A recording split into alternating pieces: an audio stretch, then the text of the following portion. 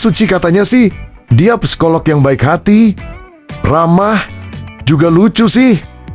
Dia hobinya baca buku di perpustakaan tuh. Lihat aja, dia terkenal juga punya banyak klien. Terus kliennya pada seneng sama dia. Karena baik banget sih katanya.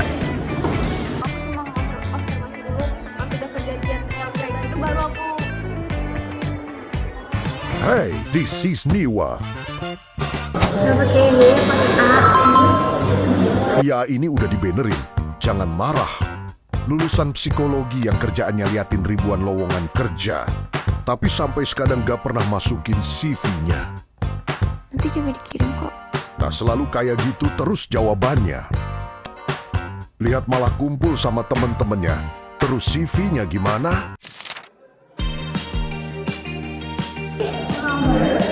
Sampai akhirnya dia cari cara supaya keluar dari zona nyamannya.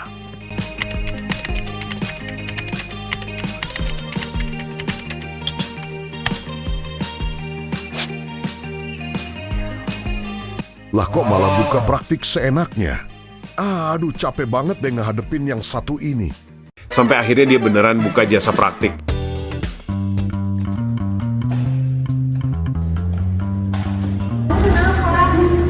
Sudah 2 hari gak tidur. Terus kamu selama nggak tidur kamu nggak sholat tahajud? Kamu harusnya sholat Ih, tahajud. kata aku mah, kamu diem deh. Kasian itu kliennya.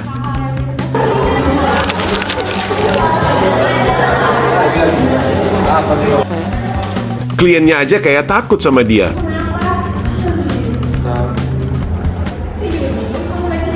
Mana ada konseling kayak gitu, aneh. Semangat ya, kamu pasti bisa kok. Kayak kalian Ih, apaan padahal dia yang payah lihat aja tadi. Tuh masih aja bandel dilanjutin. Aduh, gimana nih? Makin banyak aja korbannya.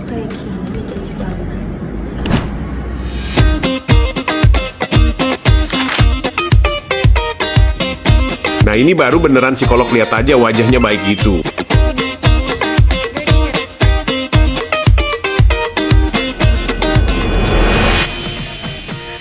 Kenapa kok mukanya bingung gitu?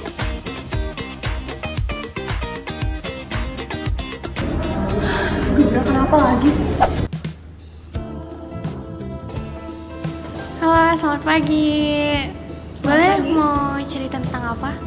Surya kesini bukan mau cerita. Terus mau apa Ayo, dong? panik kan? Sebelumnya kamu punya surat izin praktek? Sebenarnya saya ini lulusan mahasiswa psikologi, tapi menurut saya nggak begitu penting sih surat izin Hah? praktek. Kok bisa dia anggap nggak Lagian nggak penting? ada yang ngecek juga. Oh, oke. Tapi kamu sadar nggak hal yang kamu lakuin membuat klien merasa lebih buruk dari sebelumnya? Enggak, justru aku malah ngerasa aku tuh ngebantu banget banyak klien. Kalau udah gini gimana coba?